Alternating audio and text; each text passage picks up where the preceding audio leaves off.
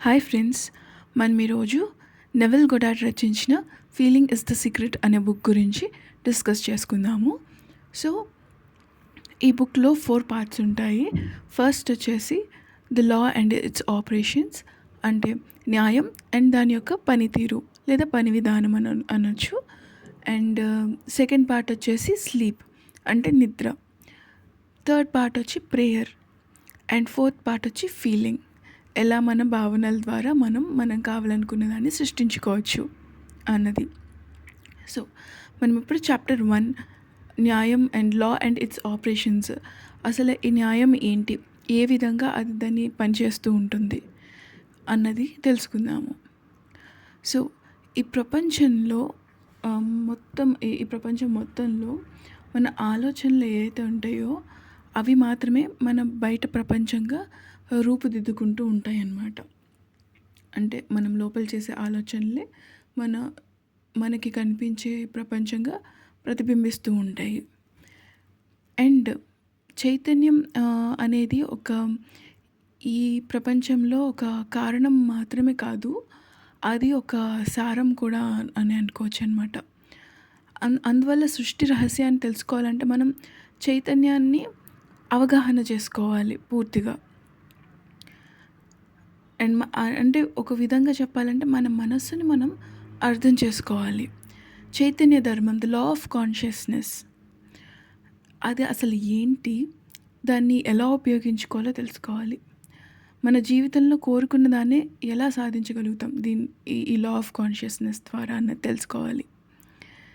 ఒకవేళ మనం ఈ ధర్మాన్ని, ఈ లా ఏదైతే ఉందో దాన్ని సరైన విధంగా ఉపయోగించుకుంటూ ఉంటే మన మనసులో మనం ఏదైతే ఏ విధంగా అయితే ఊహిస్తున్నామో అదే విధంగా మన ప్రపంచాన్ని మనం మార్చుకోవచ్చు అన్నమాట. అసలు చైతన్యం అనేది అసలు నిజమైన వాస్తవం అని చెప్పొచ్చు.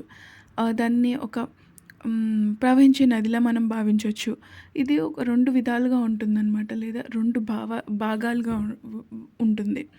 చైతన్యం అంటే కాన్షియస్ మైండ్ అంటే మనం తెలుసుకునే ఒక ఆలోచించే భాగం, ఇది ఆలోచన చేస్తుంది. నెక్స్ట్ అవచేతన మనసు అంటే మన సబ్కాన్షియస్ మైండ్, ఇది సూటిగా స్పందిస్తుంది. దీనికి ఆలోచన తత్వం ఉండదన్నమాట.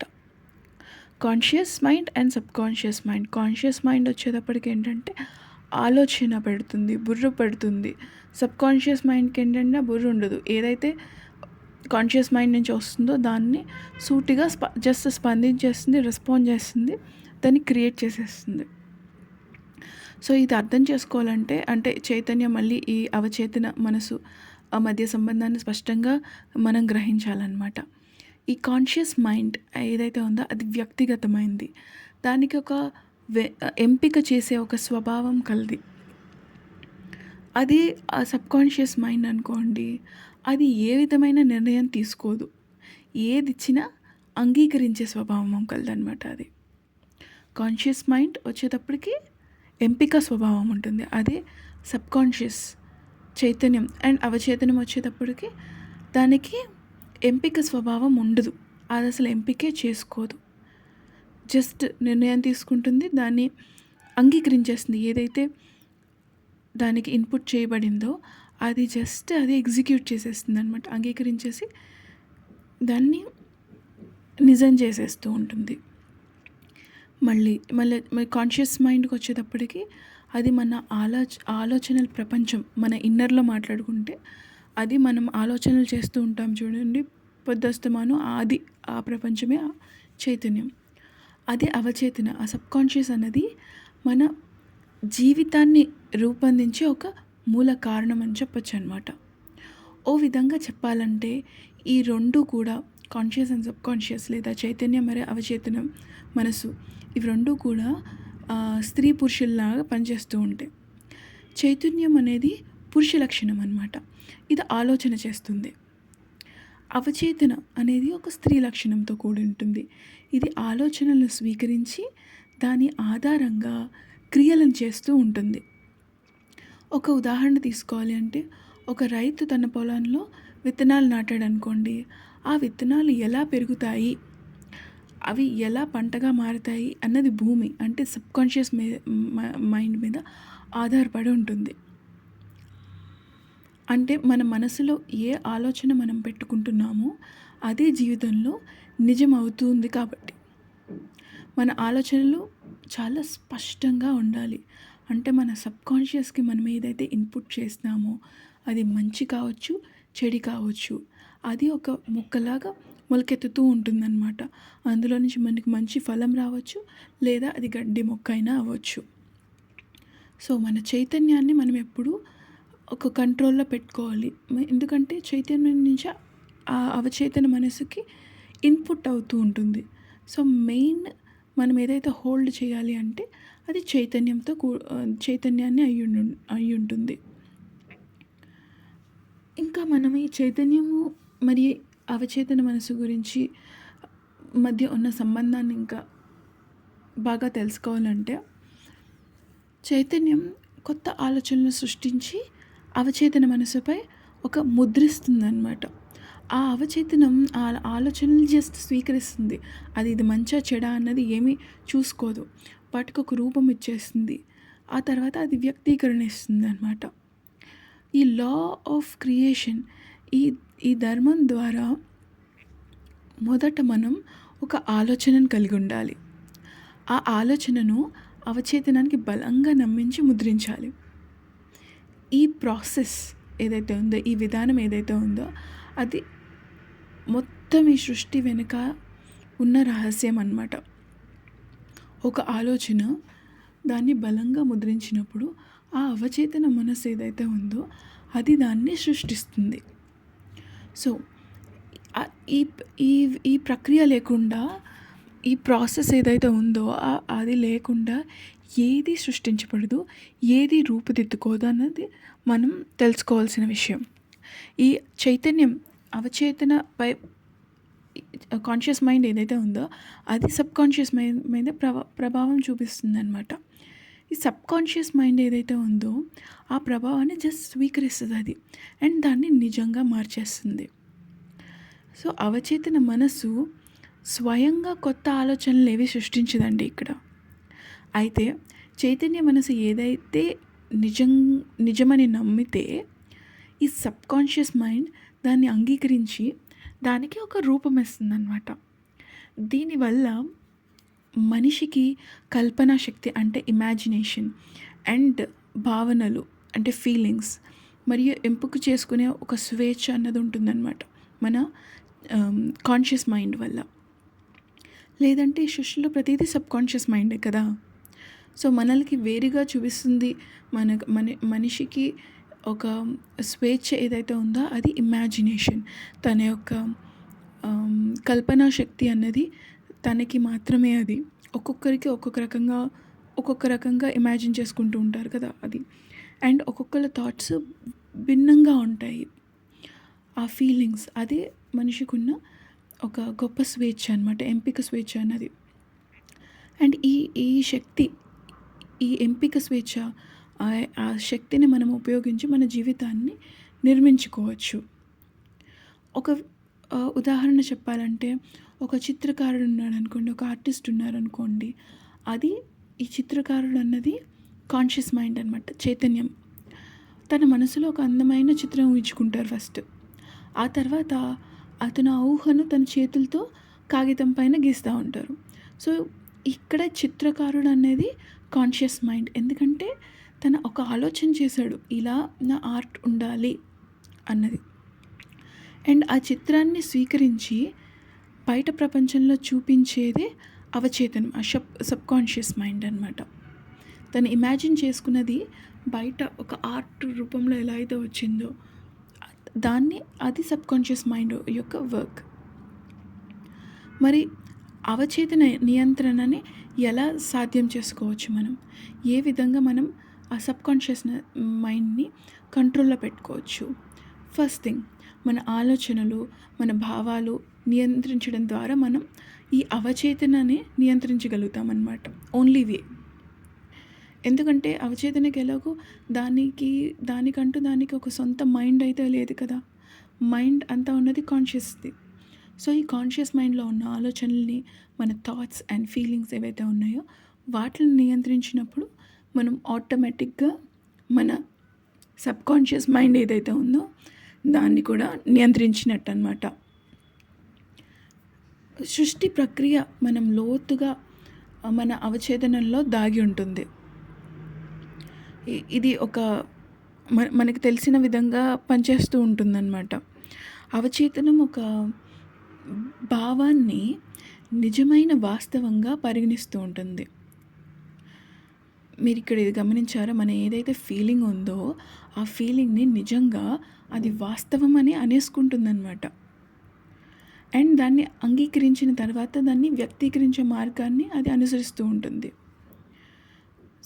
అంటే ఇప్పుడు సృష్టి ప్రక్రియ అన్నది 3 దశల్లో జరుగుతుందన్నమాట. ఫస్ట్ థింగ్ ఏంటి? ఒక ఆలోచన అంటే ఒక ఐడియా అన్నది పుట్టడం. సెకండ్, దానిని మనసులో బలంగా నమ్మిన ఒక ఫీలింగ్ ద్వారా అది గాఢంగా ముద్రించబడుతుంది. ఎక్కడ? మన సబ్కాన్షియస్ మీద. అండ్ 3, దాని ప్రకారం మన జీవితం మారిపోతుంది. అంటే యాక్షన్ అండ్ రియాలిటీ. ఫస్ట్ వచ్చి ఆలోచన, తర్వాత ఒక ఫీలింగ్, దాన్ని బలంగా ఉన్న ఒక ఫీలింగ్ ఒక ముద్ర కింద పడిపోతుంది అనమాట మన మైండ్లో. థర్డ్ వచ్చేసి అది మన జీవితంలో రియాలిటీలోకి వచ్చేస్తుంది. అంటే ఒక ఐడియా, ఒక ఫీలింగ్, ఆ ఐడియాని బ్యాకప్ చేసే ఒక ఫీలింగ్, ఆ ఫీలింగ్ ఎంత దృఢంగా ఉంటే అది మనకి ఒక యాక్షన్ అండ్ రియాలిటీ లాగా వచ్చి మన లైఫ్లోకి వచ్చేస్తుంది. సో భావాల ద్వారా ఆలోచనలు అవచేతనంపై ముద్రించబడుతున్నాయి అన్న విషయం మనం ఇక్కడ గ్రహించాలి. ఇంకో ఉదాహరణ తీసుకుంటే, ఒక రైతు మొక్కలు పెరగాలని ఆశిస్తాడు. అతను తన పొలంలో విత్తనాలు నాటిన తర్వాత వాటిని నీరు పోసి ప్రేమగా చూసుకుంటూ ఉంటారు. కొంతకాలానికి వాటి ఫలితంగా ఒక గొప్ప పంట పండిందనుకోండి.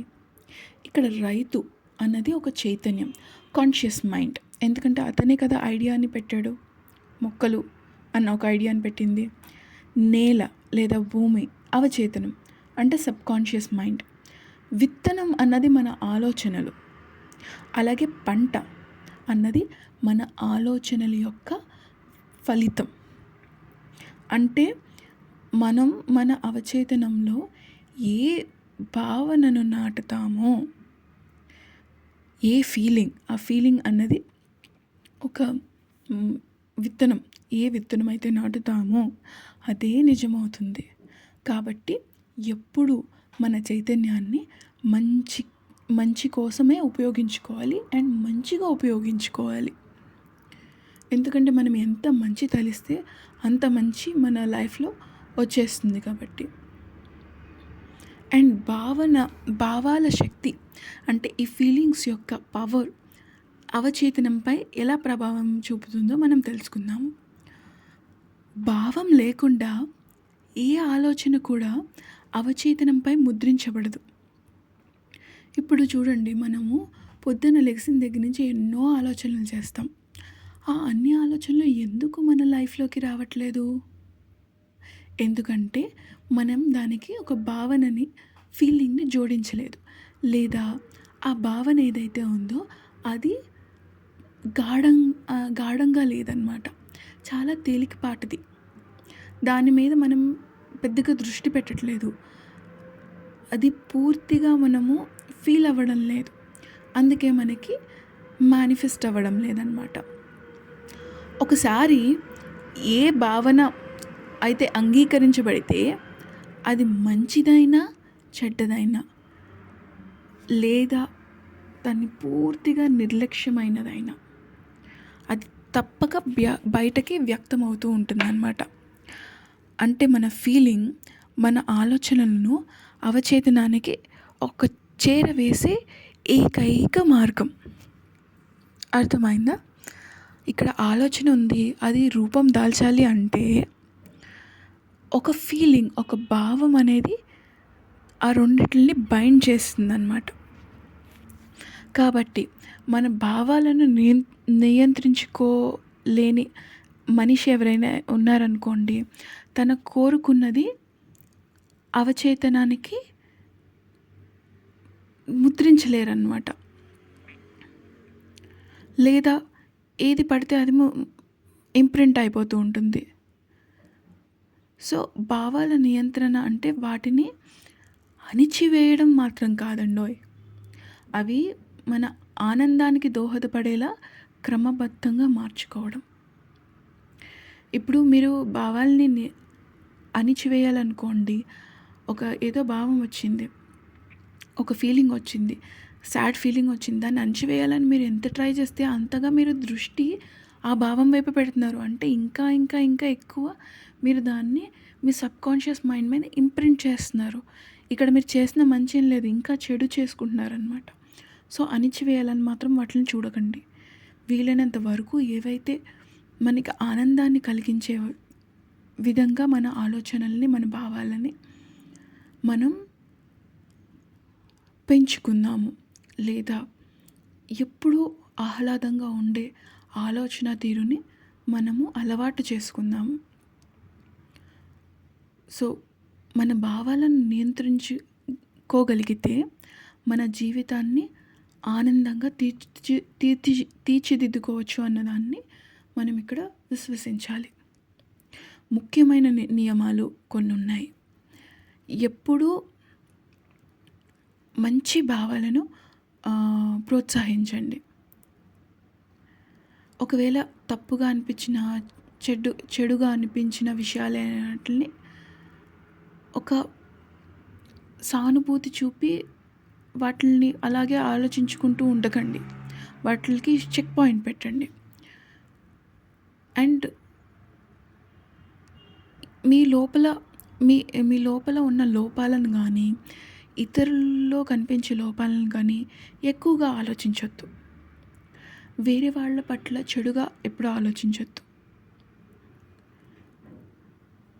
అండ్ మీరు కోరుకోని ఆలోచనలో అవి మీకు జరిగినట్లు భావించొద్దు. అంటే ఏదైతే మీకు వద్దో దాని గురించి అసలు ఆలోచించొద్దు.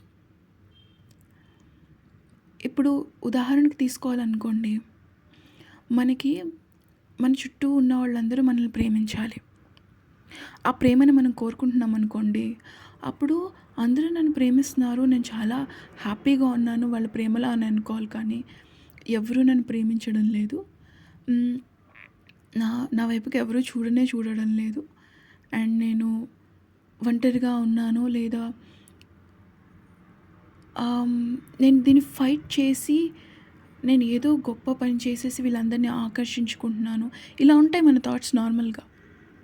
మనం ఏది కావాలో దానికి విరుద్ధంగా ఆలోచిస్తూ ఉంటాం అన్నమాట. సో, మనం కోరుకొని ఏదైతే కోరుకుంటున్నామో దాని మీద ఆలోచనలు జరపాలి. ఎప్పుడూ కూడా మంచి భావాలను మాత్రమే మనము పెంచుకుంటూ ఉండాలన్నమాట. ఎందుకంటే ఎలా అయితే మనం ఆలోచన చేస్తే అవే మన జీవితంలో నిజమవుతూ ఉంటున్నాయి కాబట్టి. మనం నిజమైన ఆనందకరమైన జీవితం పొందాలి అంటే ఇది అసలు నిబంధన. మనం ఎప్పుడూ మంచి భావాలను పోషించాలి. ఏదైతే తప్పుగా అనిపించిందో, చెడుగా అనిపించిందో పోనీలే అని ఊరికే దాన్ని ఆలోచించుకుంటూ కూర్చోకుంటే దానికంటూ ఒక చెక్ పాయింట్ పెట్టాలి. మన లోపాలు కానీ, ఇతరుల లోపాలు కానీ ఎక్కువగా ఆలోచించకూడదు. అండ్ మనం ఏదైతే ఏ విషయం అయితే మనం కోరుకోవడం లేదో దాని గురించి లేదా అది జరిగినట్లు అస్సలు భావించొద్దు, మనం సంతోషంగా ఉండాలి అని అంటే. అండ్ భావనల ప్రభావం అండ్ దాని యొక్క ముఖ్యమైన సూత్రం, ప్రతి భావన కూడా అవచేతనంపై ముద్రింపబడుతుంది.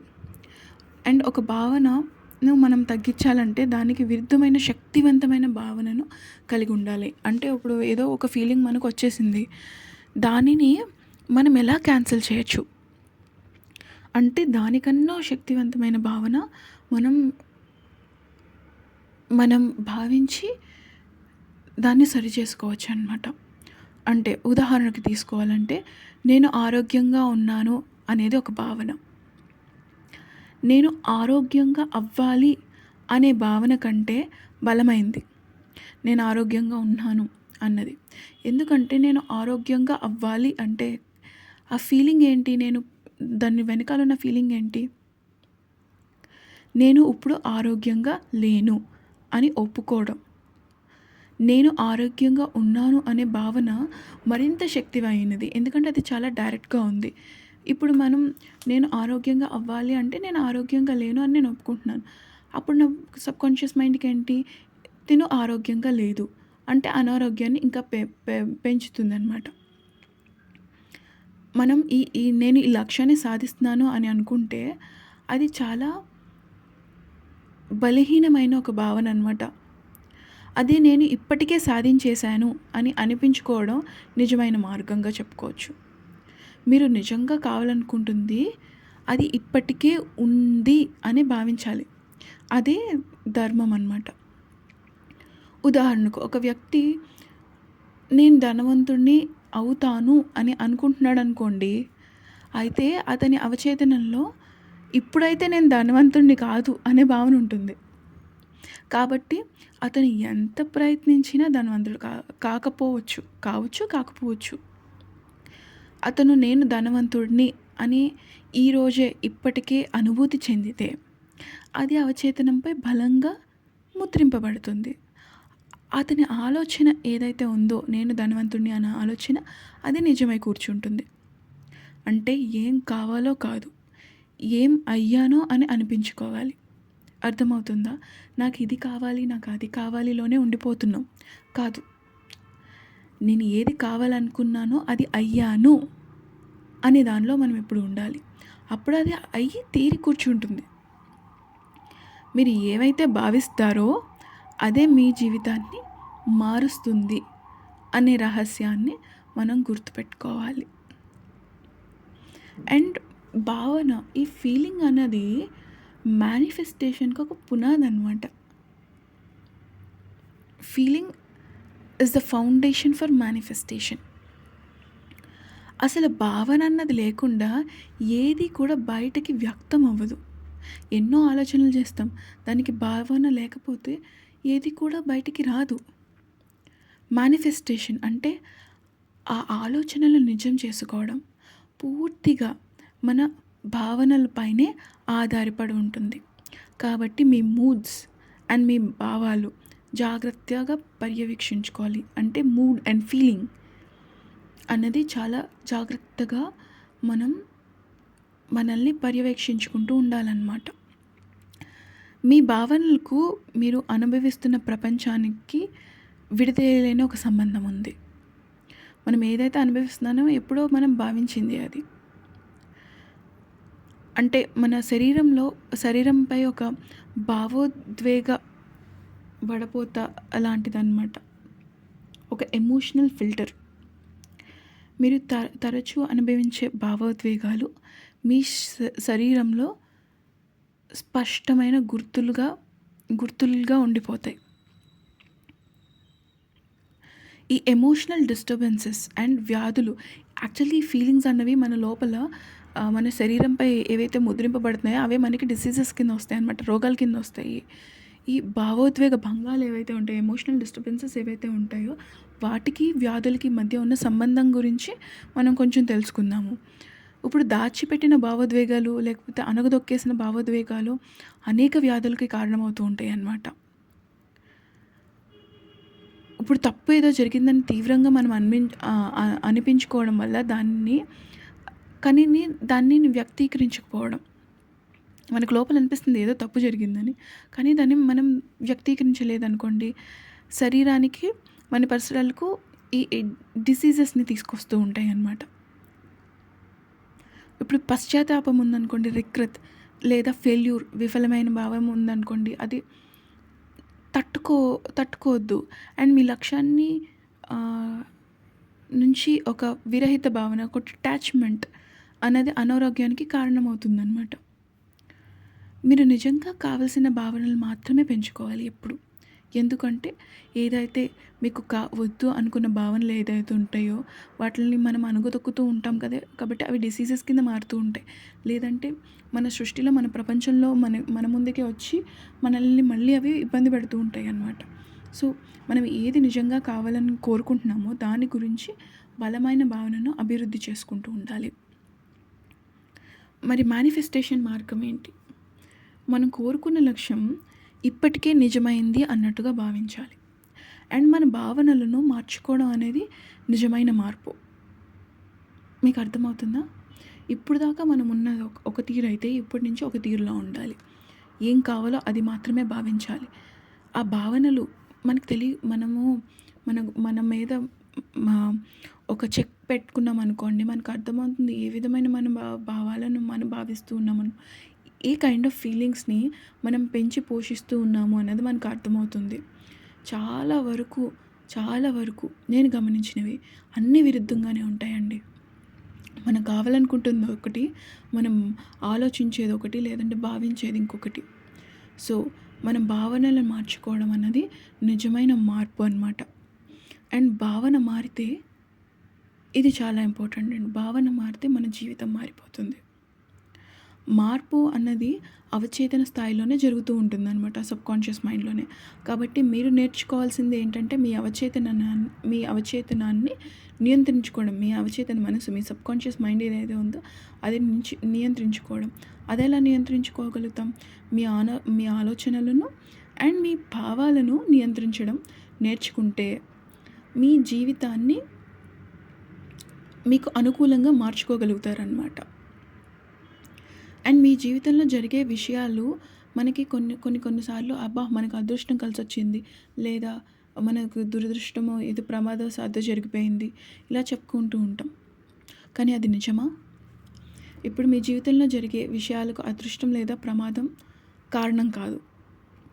మీ పరిస్థితులను నిర్ధారించే ప్రధాన శక్తి మీ అవచేతన మనస్సు, అంటే మీ సబ్కాన్షియస్ మైండ్.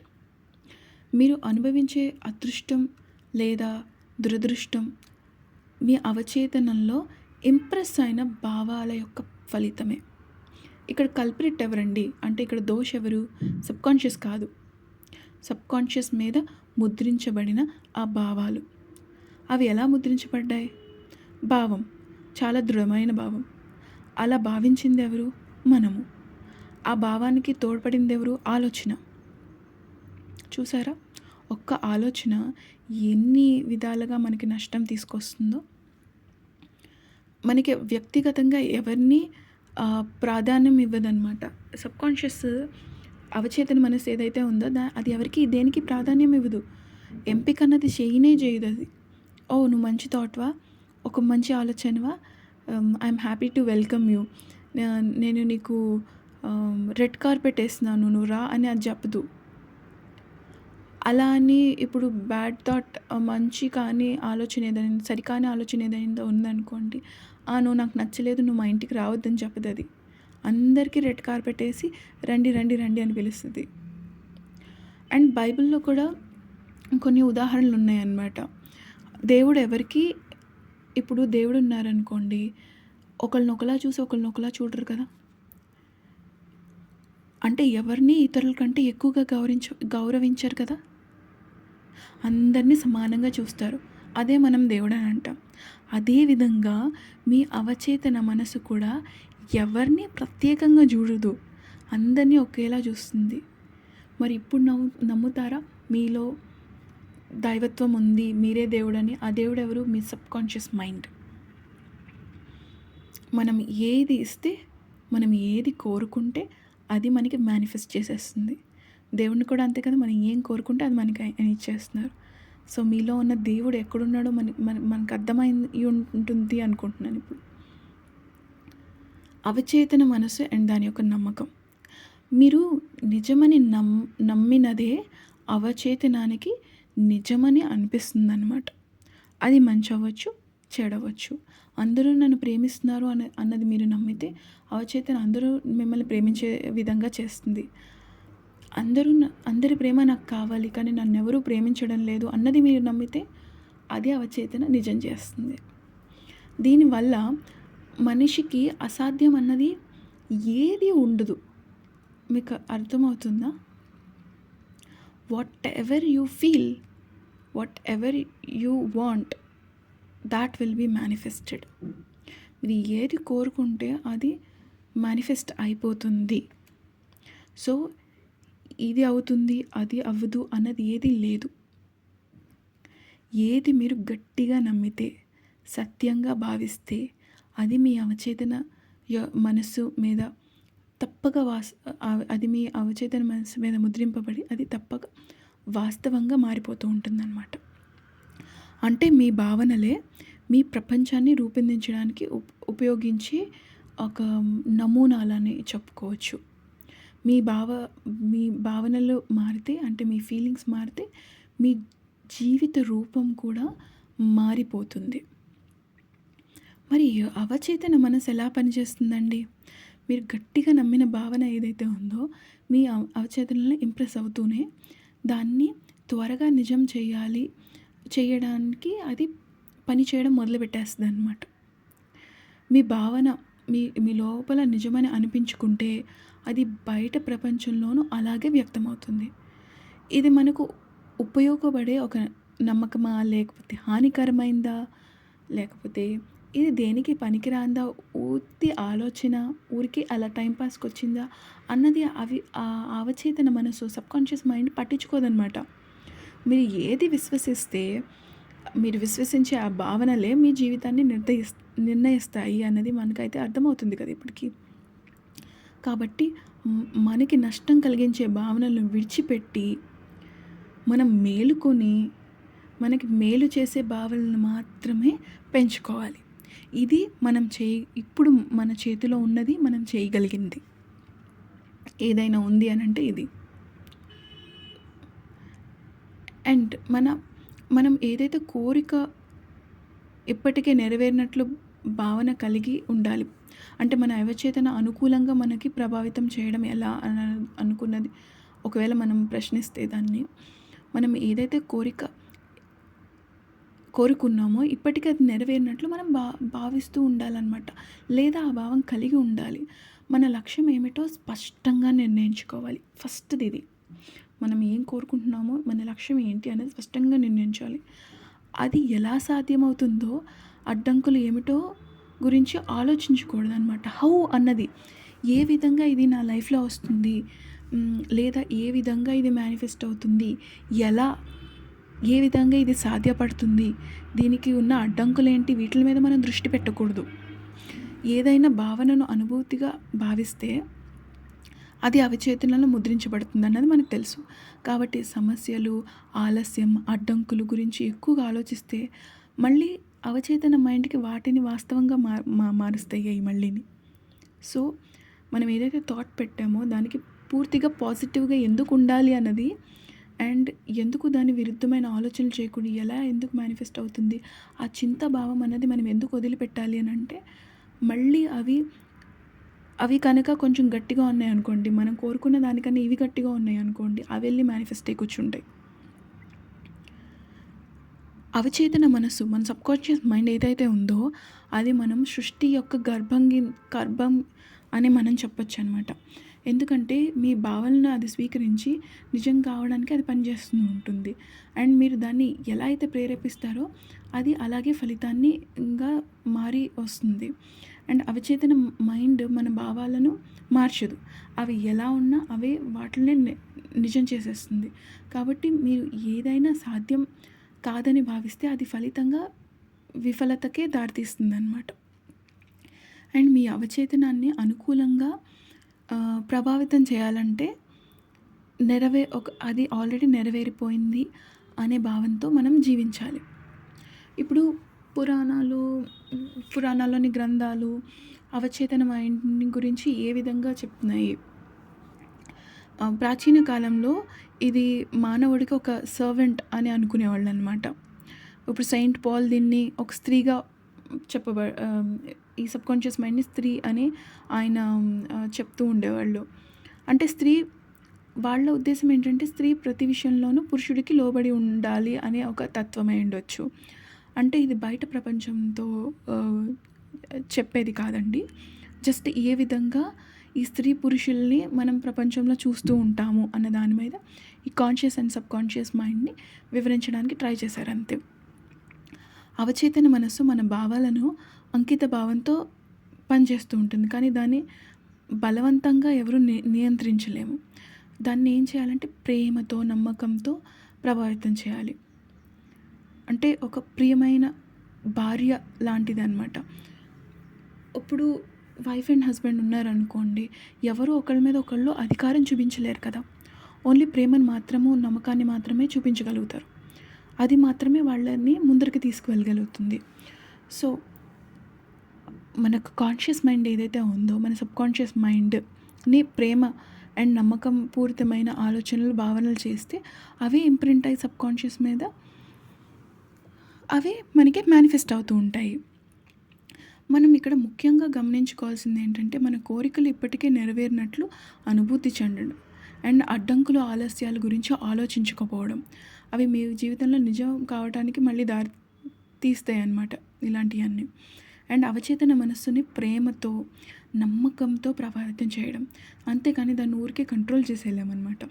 మన కోరిక ఏదైతే ఉందో దాన్ని నిజం చేసుకోవాలంటే ఏంటి, ప్రేమపూరితమైన ఆలోచనలు చేస్తూ ఉండాలి. ఇప్పుడు అవగాహన యొక్క రహస్యం అంటే స్త్రీ పురుషుల భావజాలంలో ఏ విధంగా మనం వీటిని చూడొచ్చు. భర్త తన భార్యకు అధిపతిగా ఉన్నారనుకోండి, ఇది భౌతిక వ్యక్తుల మధ్య కాదండోయ్, మళ్ళీ చెప్తున్నాను. చైతన్యం గురించి చెప్పబడుతుంది కదా, కాన్షియస్ అండ్ సబ్‌కాన్షియస్, దాని గురించి అనుకుందాం. చైతన్యం అనేది ఒకటి, కానీ సృష్టి కోసం 2 భాగాలుగా అది ప్రదర్శితమవుతుంది. చైతన్యంలోని పురుషుడు, స్త్రీ భాగాలు అంటే పురుష భాగం అంటే స్పష్టమైనది, ఆబ్జెక్టివ్ మైండ్ అనమాట. ఇది నిర్ణయాలను తీసుకుంటూ ఉంటుంది. మరి స్త్రీ భాగం అంటే అవచేతన మనస్సు, subjective mind or subconscious mind. ఇది వచ్చేటప్పటికి భావాలను అంగీకరించి జీవితంలో వ్యక్తీకరిస్తుందన్నమాట. పురుష భాగం అధిపతి అయ్యుండొచ్చు, కానీ అది నిర్దయతో కాకుండా ఎప్పుడూ ప్రేమతో మాత్రమే నాయకత్వం వహించగలుగుతుంది, లేదా వహించాలి కూడా. మీరు ఏదైనా లక్ష్యాన్ని కలిగి ఉంటే అది అవచేతన ప్రేమతో, నమ్మకంతో దాన్ని గ్రహించేలా చేసుకోవాలి.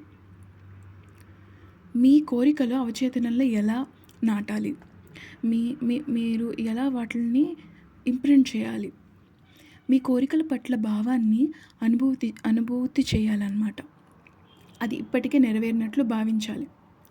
ఆనందాన్ని, ఉత్సాహాన్ని ముందుగానే ఫీలింగ్‌లోకి మనం తీసుకురావాలి.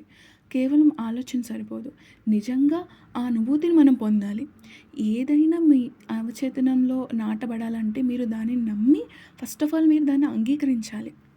అండ్ ఎవరు తన లోపాన్ని ప్రపంచంపై నెట్టేయరు కదా, కానీ ప్రపంచం మన లోపాలను ప్రతిబింబిస్తుంది. సో, బయటున్న ప్రపంచం నుంచి మనం ఏంటో మనం తెలుసుకోవాలి. బాహ్య ప్రపంచం మన అంతర్గత భావోద్వేగాల యొక్క ప్రతిబింబమే అన్నది మనం తెలుసుకోవాలి, గుర్తుపెట్టుకోవాలి.